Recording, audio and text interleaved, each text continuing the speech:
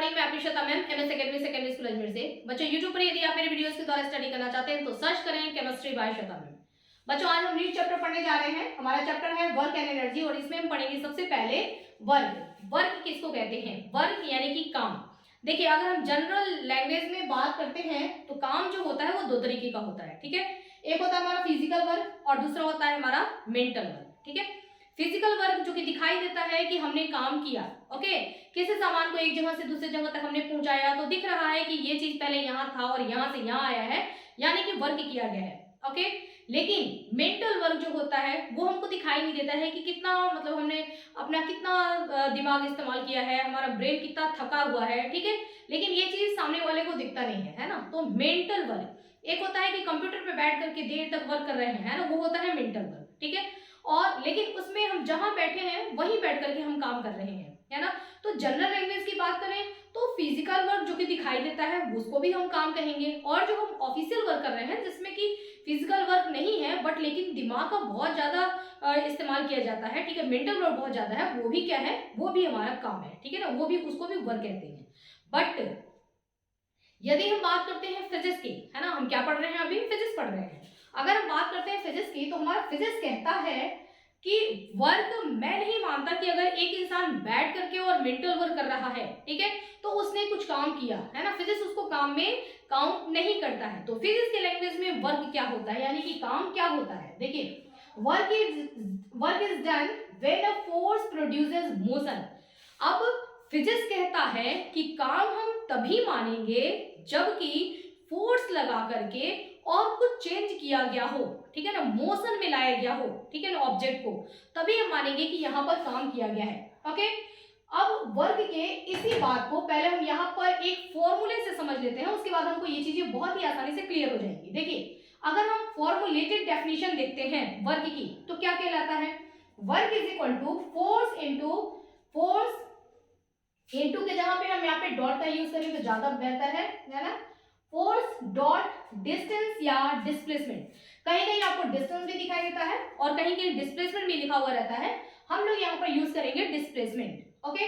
तो अब फिजिक्स क्या कहता है, फिजिक्स वर्क के बारे में क्या कहता है कि काम हम किसको कहते हैं, फिजिक्स कहता है कि अगर फोर्स लगा करके, ठीक है, किसी ऑब्जेक्ट के ऊपर फोर्स लगा करके यदि हमने उसको उसी फोर्स के डायरेक्शन में डिस्प्लेसमेंट किया, यानी कि जो ऑब्जेक्ट था जिसके ऊपर हमने फोर्स लगाया वो ऑब्जेक्ट जो है उसी डायरेक्शन में फोर्स लगाएंगे तो जाहिर सी बात है, ऑब्वियस है कि ये ऑब्जेक्ट जो है जिसके ऊपर हम, अगर कोई चीज मेरे सामने यहाँ पर हैवी है, ठीक है, मैं उसको अगर ऐसे उसको धक्का दे रही हूँ, उसके ऊपर फोर्स लगा रही हूँ तो वो चीज यहाँ से दूसरी जगह तक पहुंचेगा, ठीक है ना, उसको क्योंकि मैं उसको पुश कर रही हूँ तो वो चीज यहाँ से वहां जाएगी, ठीक है। तो मैंने उस पर फोर्स लगाया तो उस ऑब्जेक्ट में डिस्प्लेसमेंट भी हुआ। तो यदि फोर्स लगा करके मैंने डिस्प्लेसमेंट भी किया तो हम कहेंगे कि काम हुआ, ठीक है ना। फिजिक्स कहता है कि हम काम तभी मानेंगे जबकि किसी ऑब्जेक्ट के ऊपर फोर्स लगाया गया है और फोर्स के डायरेक्शन में ही, जिधर की तरफ फोर्स लगाया गया है उधर ही यदि ऑब्जेक्ट का डिस्प्लेसमेंट भी होता है, इट मींस कि वर्क हुआ है।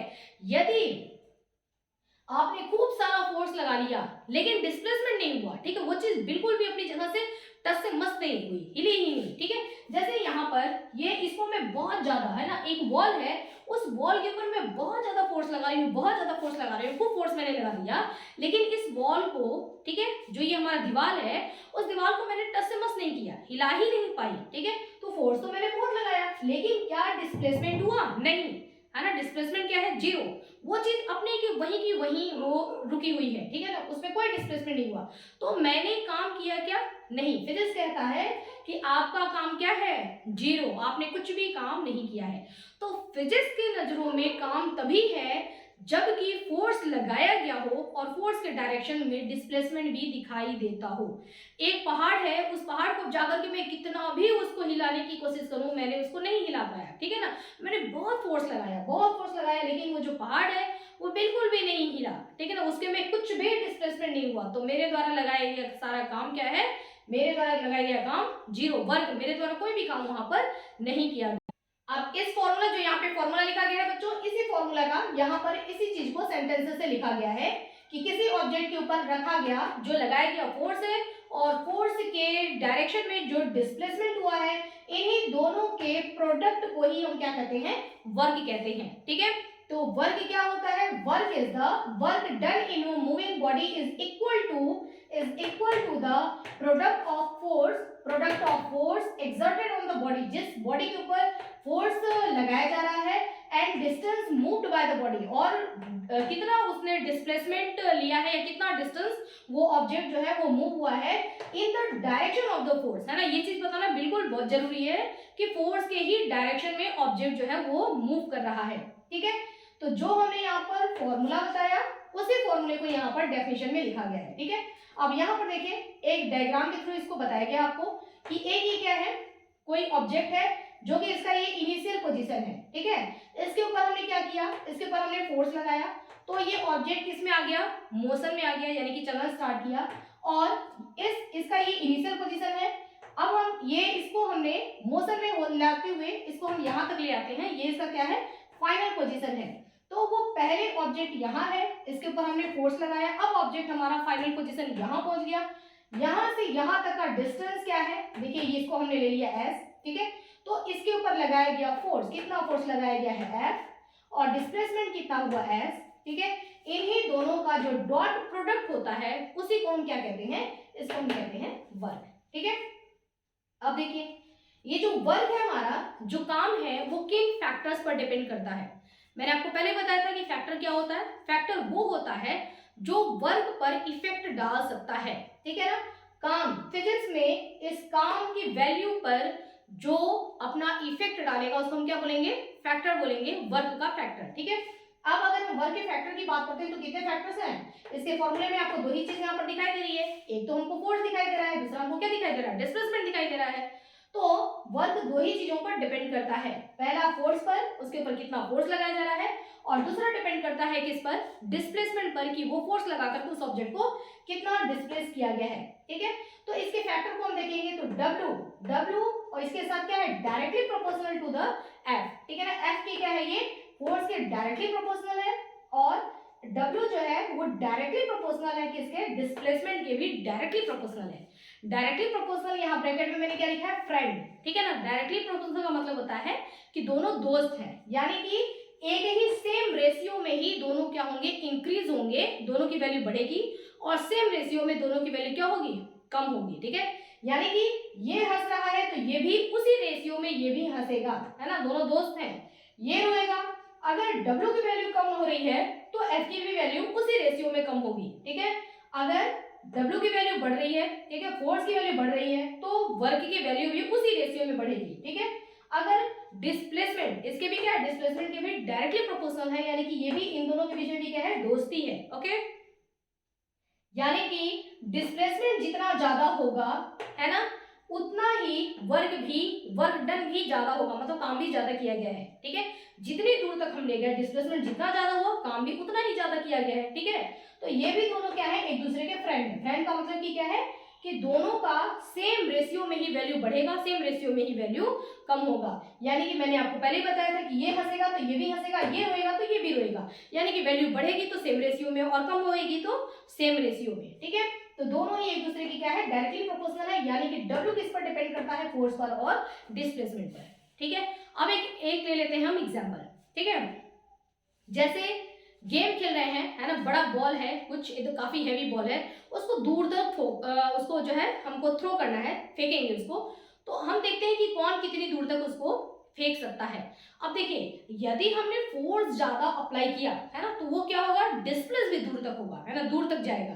तो फोर्स ज्यादा आप अप्लाई करेंगे तो डिस्प्लेसमेंट भी क्या होगा, जितना हमने फोर्स अप्लाई किया उतनी दूर हो गया, डिस्प्लेसमेंट भी ज्यादा हुआ, और जब फोर्स ज्यादा हमने लगाया, डिस्प्लेसमेंट भी दूर तक हो जाकर के गिरा बॉल, तो यानी कि काम भी हमारे द्वारा किया गया है वो क्या है, ज्यादा है। दोनों की वैल्यू क्या हो जाएगी, वर्क की वैल्यू भी क्या हो जाएगी, ज्यादा आएगी, यानी कि इसके और इसके दोनों पर डिपेंड करता है हमारा वर्क, काम। ठीक है, अब यहाँ पर ये चीज आपको समझ में आ गया। अब यहाँ इसी डायग्राम में आप एक और चीज देखेंगे कि जब ये चीज इस ऑब्जेक्ट पर फोर्स लगा करके जब हम इसको यहाँ से यहाँ मूव कर रहे थे, तो वहां आपने देखा कि काम तो हो रहा है, ठीक है ना, लेकिन एक बात आप देखेंगे कि जो भी यहाँ पर वर्क हो रहा है वो अगेंस्ट फ्रिक्शन, है ना। फ्रिक्शन क्या होता है, दो सरफेस के बीच में होने वाला घर्षण, है ना, ये जो होता है इसी को हम क्या बोलते हैं, फ्रिक्शन बोलते हैं। जब इस ऑब्जेक्ट को फोर्स लगा करके आप इधर की तरफ ले आ रहे हैं तो यहाँ पर फ्रिक्शन कहाँ काम करेगा, इस ऑब्जेक्ट और इस सरफेस के बीच में क्या होगा, घर्षण होगा, यानी कि यहाँ पर क्या काम करेगा,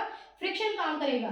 और फ्रिक्शन जो है वो इसको इधर से इधर मूवमेंट में हेल्प करता है या इसको रोकने की कोशिश करता है, सोचो, है ना। फ्रिक्शन हमेशा रोकने की कोशिश करता है, ठीक है, इस चीज को ज्यादा दूर तक जाने नहीं देगा। यदि यहाँ पे मान लो कि बॉल है और बॉल को लेकर के हमने एक रफ सरफेस है और बॉल को हमने लेकर के उसके ऊपर फोर्स लगाया, तो बॉल, जाहिर सी बात है कि बॉल आगे आगे आगे आगे जाएगा, लेकिन एक जगह जाकर के रुक जाएगा, ठीक है। उसको रोका किसने, जिसने रोका वो क्या है, फ्रिक्शन है, ठीक है।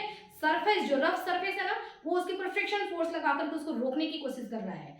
तो आपने तो बॉल को मूव किया, यानी कि आप चाहते हो कि बॉल दूर तक जाए, लेकिन फ्रिक्शन क्या चाहता है, उसको रोकने की कोशिश करता है। यानी कि फ्रिक्शन क्या होता है, हमेशा अपोजिट काम करता है, ठीक है। तो फ्रिक्शन के अगेंस्ट का मतलब है कि उसके अपोजिट में जाकर के, ठीक है ना, उसके विरुद्ध जाकर के, और हम फोर्स लगा करके इसको यहां से यहां तक ले आए हैं, यानी कि हमने काम किया है। यानी कि यहाँ पर जो भी वर्क डन हुआ वो अगेंस्ट फ्रिक्शन के अगेंस्ट हुआ है, ठीक है। इतनी बात आपको समझ में आ गई, है ना। तो यहाँ हमने पढ़ा वर्क के बारे में, ठीक है। अब हम देख लेते हैं वर्क की यूनिट क्या होती है। देखिए हमारा फॉर्मूला क्या है, work is equal to W is equal to F into S, है ना। एफ मतलब कि फोर्स, इनटू इसको हटा दो बच्चों, इसको बल्कि हम क्या लिखेंगे, आपके बुक में दिया हुआ इनटू, बट हम लोग इसको क्या करेंगे, डॉट लिखेंगे, ठीक है। Product of force and displacement is called work, ठीक है। Dot product of force and displacement is called work, ठीक है। तो डब्ल्यू इज इक्वल टू क्या होता है, एफ इंटू एस होता है। यहाँ पर एफ की यूनिट क्या होती है बच्चों, न्यूटन, हम पिछले चैप्टर में पढ़ चुके हैं। एस डिस्प्लेसमेंट की यूनिट क्या होती है बच्चों, मीटर, ठीक है। तो हमारा डब्ल्यू की यूनिट क्या हो जाएगी, न्यूटन मीटर, ठीक है।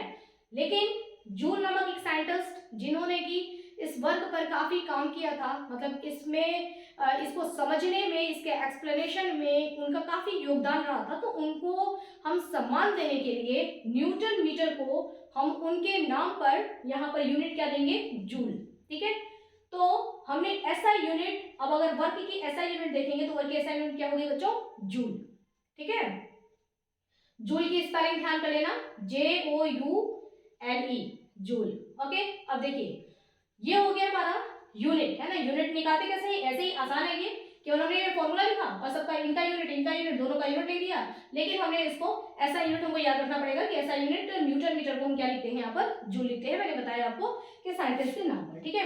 अब अगर आपसे डेफिनेशन आता है कि 1 जूल का डेफिनेशन लिखिए, ठीक है ना, तो आप क्या लिखेंगे, देखिए 1 जूल कब आएगा, हम चाहते हैं कि वर्क जो है वो 1 जूल का वर्क हुआ, तो 1 जूल का काम करने के लिए क्या करना पड़ेगा, हमारा फोर्स जो है, जो यहाँ पे W की वैल्यू 1 कब आएगी, जबकि लगाया गया फोर्स जो है वो भी क्या हो, 1 न्यूटन का फोर्स लगाया गया हो। किसी ऑब्जेक्ट के ऊपर 1 न्यूटन का फोर्स लगा करके और 1 मीटर तक अगर उसको हम डिस्प्लेस करते हैं तो 1 multiply by 1 is equal to क्या हो जाएगा बच्चों, 1, यानी कि उस ऑब्जेक्ट के ऊपर कितना काम किया गया, 1 जूल का काम किया गया है, ठीक है। तो आपको डेफिनेशन आ सकता है 1 जूल क्या होता है, ठीक है ना। 1 जूल को डिफाइन करिए, तो 1 जूल का डेफिनेशन क्या होगा, when a force of 1 newton का फोर्स लगा करके move a body through a distance of 1 metre, उस ऑब्जेक्ट को 1 मीटर तक अगर हम उसको डिस्प्लेस कर पाते हैं इन इट्स ओन डायरेक्शन, उसी डायरेक्शन में जिस डायरेक्शन में हम फोर्स लगा रहे हैं, ठीक है। हम जिधर फोर्स लगाएंगे वो ऑब्जेक्ट उधर ही जाएगा। हमने फोर्स कितना लगाया, हमने फोर्स लगाया 1 न्यूटन का, तो वो ऑब्जेक्ट कितने कहाँ जाएगा, 1 मीटर के डिस्टेंस पर वो ऑब्जेक्ट जा रहा है, ठीक है। तो इसमें then the work done is known as 1 joule, तो काम कितना हुआ, काम भी हमारा क्या हुआ, 1 जूल हुआ। क्यों, क्योंकि हमने F की वैल्यू 1 ली थी, S की वैल्यू हमने 1 ली थी, तो W की वैल्यू क्या आएगी, 1 आएगी, ठीक है। तो ये 1 जूल का डेफिनेशन बच्चों यहाँ से यहाँ तक है, आपको लिखने के लिए आता है, ठीक है, पूछता है। अब हम बात करेंगे क्वांटिटी की, ठीक है, कि ये जो हमारा वर्क है वो किस तरीके का क्वांटिटी है, ठीक है। तो वर्क जो होता है ये हमारा स्केलर क्वांटिटी होता है ना। हमने बार बार हर जगह बात किया था ना कि कौन सी क्वांटिटी दो होती है, एक होती है वेक्टर क्वांटिटी, दूसरा क्या होती है, स्केलर क्वांटिटी। तो हमारा जो ये वर्क है ये क्या है, स्केलर क्वांटिटी है। अब आपको सोच करके बहुत अजीब सा लगेगा कि स्केलर क्वांटिटी ये कैसे हो सकता है, जबकि हमने पिछले चैप्टर में पढ़ा है कि जो हमारा फोर्स है वो क्या होता है, वेक्टर क्वांटिटी होता है। वेक्टर क्वांटिटी क्या होता है, जिसके पास अर्जुन की तीर होती है, यानी कि जिसके पास एक डायरेक्शन होता है ना कि किस दिशा में जाना है। ओके, उसको हम क्या बोलते हैं, उसको बोलते हैं वेक्टर। ठीक है, तो डायरेक्शन, मैग्नीट्यूड के साथ साथ अगर डायरेक्शन, मैग्नीट्यूड का मतलब वैल्यू, उसकी अपनी खुद की एक वैल्यू भी होनी चाहिए और एक डायरेक्शन भी होनी चाहिए कि किस दिशा में जा रहा है ना, उसको हम क्या बोलते हैं, वेक्टर क्वांटिटी। ओके, अब इनके फॉर्मूले में आप देखिए तो एफ, फोर्स जो है वो एक वेक्टर क्वांटिटी है, डिस्प्लेसमेंट क्या है वो भी एक वेक्टर क्वांटिटी है, दोनों ही वेक्टर क्वांटिटी है। फिर डब्ल्यू हमारा है ना, वर्क जो है ये हमारा स्केलर क्वांटिटी कैसे हो गया, है ना, लेकिन ये क्या है, स्केलर क्वांटिटी ही होता है। दो क्वेश्चन मार्क है, क्यों हो गया। ठीक है, मैं इसके लिए आपको दो बताती हूँ आंसर, है ना। पहला आंसर देखिए, जब हमने दो वेक्टर क्वांटिटी का जब हमने मल्टीप्लाई किया, यानी कि दो वेक्टर क्वांटिटी का जब हमने प्रोडक्ट निकाला, ठीक है, मल्टीप्लाई करके जब हमने आंसर निकाला, तो हमने क्या देखा कि दो वेक्टर क्वांटिटी का जो आंसर होता है वो दो आंसर आता है। एक तो कि दोनों दो वेक्टर क्वांटिटी का मल्टीप्लाई किया तो आंसर जो है वो वेक्टर क्वांटिटी भी हो सकता है, और दो वेक्टर क्वांटिटी का जब हमने मल्टीप्लाई किया तो आंसर जो है वो स्केलर भी हो सकता है। ठीक है, तो हमने क्या देखा कि वेक्टर, दो वेक्टर को मल्टीप्लाई करने पर स्केलर भी आ जाता है और वेक्टर भी आ जाता है। ठीक है, तो इसके लिए दो बातें बताएगी। ये कहा गया कि यदि, यहां पर देखिए ध्यान देना है ना, कि यदि हम कब ये चीज पहचानेंगे कि मल्टीप्लाई करेंगे जब हम, ठीक है, दो का प्रोडक्ट निकाल रहे हैं, मल्टीप्लाई कर रहे हैं, तो आंसर आ रहा है वो स्केलर है या वेक्टर है, हम पता कैसे करेंगे, तो इसको दो इक्वेशन में लिखा जाएगा। यदि यहाँ पर डॉट लिखा जाएगा, ठीक है, कि ये भी वेक्टर ये भी वेक्टर, और बीच में क्या लिखा गया है, डॉट लिखा गया है, तो आप समझ जाओ कि इन दोनों का जब हमने मल्टीप्लाई किया था, इनका जब प्रोडक्ट निकाला था, तो वो वैल्यू क्या आई थी, स्केलर क्वांटिटी आई थी। ठीक है, और यदि यहाँ पर डॉट को हटा करके यदि यहाँ पर क्रॉस कर दिया गया, है ना, दो इक्वेशन बना दिया गया, क्यों दो इक्वेशन बनाया गया, क्योंकि जब इसका मल्टीप्लाई किया गया था तो दो तरीके का आंसर आ रहा था, देखा जा रहा था कि दो आंसर आ रहा था, तो इसको दो इक्वेशन बना दिया गया अलग अलग, ताकि बच्चे एकदम क्लियर समझ सके कि अभी वेक्टर, इसका जो प्रोडक्ट होगा वो वेक्टर होगा या स्केलर होगा। ठीक है, तो देखिए अगर ये और ये, है ना, दो वेक्टर क्वांटिटी का अगर क्रॉस प्रोडक्ट हम निकालते हैं, यानी कि यहाँ पर हम क्रॉस लिखेंगे और दोनों का मल्टीप्लाई करके आंसर निकालेंगे, तो जो वैल्यू होगी वो क्या होगी, वो हमारी वेक्टर ही आएगी, वेक्टर। ठीक है, लेकिन यहाँ मैंने क्या बताया आपको कि W क्या है, वो वेक्टर नहीं है बल्कि वो क्या है, स्केलर है। तो इस वजह से इसको हम क्या लिखते हैं, इसको क्रॉस ना लिख करके हम क्या लिखते हैं, इसको डॉट प्रोडक्ट। ठीक है, तो F और S, है ना, दोनों का क्या है, डॉट प्रोडक्ट जब हम निकालते हैं, दो वेक्टर क्वांटिटी है, दोनों का जब हम डॉट प्रोडक्ट निकालते हैं तो क्या निकलता है, वो आता है हमारा स्केलर क्वांटिटी। ठीक है, ये चीज कि ऐसा क्यों होता है ना, इस दो वेक्टर का मल्टी प्रोडक्ट निकाल रहे हैं तो कभी स्केलर कभी वेक्टर, ये क्यों आता है, ये सब चीजें बच्चों में पढ़ेंगे 11th में, जो हमारा वेक्टर चैप्टर रहेगा वहां पर। ठीक है, फिलहाल मैंने आपको बता दिया कि फोर्स और डिस्प्लेसमेंट ये क्या है, दो डॉट प्रोडक्ट है। ठीक है, वेक्टर है दोनों ये, और दोनों डॉट प्रोडक्ट है, तो डॉट प्रोडक्ट का आंसर क्या आता है, हमेशा स्केलर आता है। ठीक है, इस वजह से हमारा जो ये वर्क है वो क्या है, एक स्केलर क्वांटिटी है। ठीक है, अब देखिए स्केलर क्वांटिटी जो होता है वो डायरेक्शन पर डिपेंड नहीं करता है, यही हमने पढ़ा है ना कि वेक्टर क्वांटिटी जो होता है वो डायरेक्शन पर डिपेंड करता है, लेकिन स्केलर क्वांटिटी जो होता है वो डायरेक्शन पर डिपेंड नहीं करता है। चलिए इसको एक एग्जांपल से भी देख लेते हैं। देखो, अगर हमने मान लिया कि हमारा कोई एक ऑब्जेक्ट है, ठीक है, ये ऑब्जेक्ट है, ये ऑब्जेक्ट जो हमारा है ये इसका इनिशियल पोजीशन है, हमने इसके ऊपर फोर्स लगा करके और इसको यहाँ फाइनल पोजीशन तक हमने पहुंचाया। ठीक है, हमने ये वाला डायरेक्शन लिया है ना, तो ये डायरेक्शन हमने ले लिया इसको पॉजिटिव डायरेक्शन। ओके, अब ये इसको हमने पॉजिटिव डायरेक्शन, ये हमारा फर्स्ट केस है, और दूसरा केस हमने क्या लिया है कि इस ऑब्जेक्ट को जो यहाँ तक पहुंच गया था उस ऑब्जेक्ट पर वापस इसको फोर्स लगा करके और उसको वहां से लेकर के हम यहाँ तक आ गए। ठीक है ना, घर में सोफा था, सोफे को पहले सोचा हमने कि इसको इसके ऊपर 4 न्यूटन का फोर्स लगा करके 4 मीटर इसको उधर कर दिया जाए, है ना, वहां रहेगा तो ज्यादा अच्छा रहेगा, तो ये सोफे को हमने यहाँ से डिस्प्लेस कर दिया यहाँ तक। ठीक है, फिर हमारे को लगा कि नहीं नहीं नहीं, नहीं पहले वाला ही ज्यादा सही था। ठीक है, फिर हमने क्या किया कि वापस उस पर फोर्स लगा करके उसको वापस अपने डायरेक्शन पर ही लेके आए। ठीक है, तो उस सोफे पर हमने पहले कितना फोर्स लगाया था, 4 न्यूटन का। ठीक है, और उसको हमने डिस्प्लेस कितना किया था, 5 मीटर के डिस्प्लेसमेंट पर। ठीक है, वापस अब हम लेके आ रहे हैं, फिर हमने इसके ऊपर फोर्स लगाया, कितना फोर्स लगाया, सेम यहाँ पर भी फोर्स लगा रहे हैं, कितना लगाया है, क्योंकि वही सोफा है, 4 न्यूटन का फोर्स लगाया हमने, उसको डिस्प्लेस कितना किया हमने, 5 मीटर पर उसको डिस्प्लेस कर दिया। यानी कि पहले हम जा रहे हैं इस डायरेक्शन में, ये डायरेक्शन हमने पॉजिटिव ले लिया, फिर हम वापस आ रहे हैं तो वो हमारा डायरेक्शन क्या होगा, नेगेटिव होगा। जब आप एक बार आप इधर जा रहे हैं, आपने इसको पॉजिटिव माना है, तो ये डायरेक्शन क्या होगा, नेगेटिव होगा। ठीक है, जब हम इधर नेगेटिव डायरेक्शन में आएंगे तो हमारे द्वारा लगाया गया फोर्स वो भी क्या होगा, हम उसको नेगेटिव में लेंगे। हमारे द्वारा जो डिस्प्लेस किया गया वो वापस आया है, तो डिस्प्लेसमेंट भी हमारा क्या होगा, वो भी नेगेटिव होगा। ठीक है, तो इसका जरा वर्क निकालो फर्स्ट वाले कंडीशन का। W इज इक्वल टू, यहाँ पर फोर्स हमारा कितना है, 4 है ना, 4 न्यूटन का हम फोर्स लगा रहे हैं और फोर्स की वैल्यू क्या है, पॉजिटिव। ठीक है ना, तो हमने +4 ले लिया, डिस्प्लेस हमने किया 5 मीटर, कितना आगे की तरफ पॉजिटिव में ले रहे हैं, पॉजिटिव चल रहा है ना। तो हमने +5 हमने इसको डिस्प्लेस किया, दोनों का हमने मल्टीप्लाई कर दिया, तो इस फॉर्मूले में रख करके मल्टीप्लाई हमने किया तो क्या आ गया, W is equal to 20 + 20 joule. यानी कि इस तोहफे को यहाँ से यहाँ ले जाने में हमने +20 जूल का काम किया है। ठीक है, अब देखिए दोबारा दूसरा कंडीशन, इसमें हमने क्या किया, हम वापस लेके आ रहे हैं, तो हमने इसके ऊपर फोर्स कितना लगाया, माइनस, अपोजिट डायरेक्शन ले रहे हैं ना, तो अपोजिट डायरेक्शन में जो हमारा फोर्स होगा और जो डिस्प्लेसमेंट होगा उसको हम किसे लेंगे, नेगेटिव में वैल्यू लेंगे। ठीक है, अब हम इधर की तरफ लेके आ रहे हैं, हमने इसके ऊपर फोर्स कितना लगाया, फोर्स लगा हमने 4 न्यूटन का। ठीक है, लेकिन -4 का फोर्स लगाया हुए है ना, तो यहाँ पर हम क्या करेंगे, -4, डिस्प्लेस कितना किया हमने, -5, हमने यहाँ पर -5 का डिस्प्लेसमेंट कर दिया। ठीक है, दोनों को हमने मल्टीप्लाई किया तो क्या है हमारा आया है आंसर +20 जूल। ठीक है, कैसे, माइनस और minus, minus multiply by minus हो गया प्लस, और 5 multiply by 4 is equal to 20 joule. अब देखो, चाहे हम इस डायरेक्शन में जा रहे थे, चाहे हम इस डायरेक्शन में जा रहे थे, दोनों में आंसर क्या आ रहा है आपका, इक्वल आ रहा है। +20 यहाँ पर भी आ रहा है और +20 यहाँ पर भी आ रहा है, यानी कि जिस डायरेक्शन में फोर्स लगेगा उसी डायरेक्शन में ही काम होगा, है ना। वर्क हमेशा उसी डायरेक्शन में होगा जिस डायरेक्शन में फोर्स लग रहा है, यानी कि इसमें डायरेक्शन की बात फिर,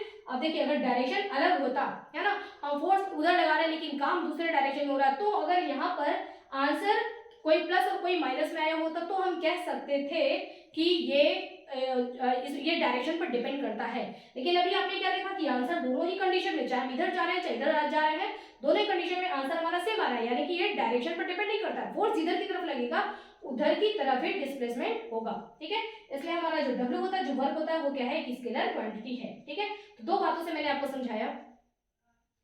पहला हम वेक्टर चैप्टर से देखेंगे। ठीक है, वेक्टर चैप्टर में हमने क्या पढ़ा है कि फोर्स और डिस्प्लेसमेंट का जो डॉट प्रोडक्ट होता है, दोनों ही वेक्टर है, दो वेक्टर यूनिट का डॉट प्रोडक्ट ऑलवेज स्केलर होता है। ठीक है, बस एक इस बात से ही इसी लाइन को, ये लाइन लिखी गई है, उस लाइन पर हमने फॉलो किया तो हमारा ये स्केलर क्वांटिटी आ गया कि W जो है, ये F और S जो है दोनों वेक्टर क्वांटिटी है और दोनों डॉट प्रोडक्ट है, इस वजह से W हमारा क्या है, एक स्केलर क्वांटिटी है। दूसरा, हमने इसको जब अपनी तरफ से प्रूफ करके देखा तो भी हमने देखा कि दोनों ही कंडीशन में, चाहे हम इस डायरेक्शन में जा रहे हैं चाहे हम इस डायरेक्शन में जा रहे हैं, दोनों ही कंडीशन में हमारा आंसर सेम आ रहा है, आंसर में चेंजेस नहीं आ रहा है, यानी कि हमारा W जो है वो स्केलर क्वांटिटी है, डायरेक्शन पर डिपेंड नहीं करता है। ठीक है, ये क्या है, एक स्केलर क्वांटिटी है, तो does not depend on direction. Okay, तो बच्चों आज ओवरऑल हमने क्या पढ़ा, वर्क किसको कहते हैं, फिजिक्स काम किसको कहता है, आपसे नहीं पूछा जा रहा है ना, जनरल लैंग्वेज में ही पूछा जा रहा है कि काम किसको कहते हैं। हम बैठ करके वो बहुत थिंकिंग करें, एकदम हम थक गए, हमारे हिसाब से हमने काम किया, लेकिन फिजिक्स कहता है कि हमने कुछ भी काम नहीं किया है, क्योंकि आपने फोर्स नहीं लगाया और डिस्प्लेसमेंट नहीं हुआ है। ठीक है ना, तो फिजिक्स के लैंग्वेज में वर्क क्या होता है, ये चीज हमने देखा है। ठीक है, ये पूरा वर्क का फॉर्मूला हो गया, वर्क किन फैक्टर पर डिपेंड करता है, वर्क का यूनिट क्या होता है। ठीक है, व्हाट इज 1 जूल, 1 जूल हम किसको कहते हैं, वर्क की क्वांटिटी क्या होती है। ठीक है, स्केलर क्वांटिटी होती है या वेक्टर क्वांटिटी होती है, और अगर ये स्केलर है तो स्केलर ये क्यों है। ठीक है, ये सारी चीजें आज हमने यहाँ पर सीखी हैं। अब इस चैप्टर को बच्चों आगे कंटिन्यू करेंगे नेक्स्ट वीडियो में। यदि आपको ये चैप्टर अच्छी तरीके से, आज का पढ़ा हुआ अच्छी तरीके से समझ में आ गया है, देखिए थोड़ा सा मैंने और ज्यादा देर तक, वीडियो हमारा लंबा बना है, एक्सप्लेन मैंने थोड़ा ज्यादा किया है, बिकॉज चैप्टर आज ही स्टार्ट हुआ है। ठीक है, नेक्स्ट वीडियो जो होगा हमारा, वहां पर अब मुझे इतना कुछ समझाने की जरूरत नहीं पड़ेगी, थोड़ा हम इस रैपिडली उसको आगे ले जाएंगे। ठीक है, तो बच्चों यदि आपको ये वीडियो समझ में आया हो, ठीक है, तो प्लीज वीडियो को लाइक करना, अच्छे अच्छे कमेंट्स करना, कुछ भी आपको पूछना है तो आप कमेंट बॉक्स में लिख करके पूछ सकते हैं। ठीक है, चैनल को सब्सक्राइब करिए, सब्सक्राइब करना बिल्कुल फ्री है, ये सारी पढ़ाई बिल्कुल फ्री है। ठीक है ना, फ्री ऑफ कॉस्ट है। ठीक है, तो आप और आपके जो भी फ्रेंड हो जिनको जरूरत हो तो वीडियो को ज़्यादा से ज़्यादा वहाँ पर शेयर करिए। ओके बच्चों, स्टडी करते रहिए।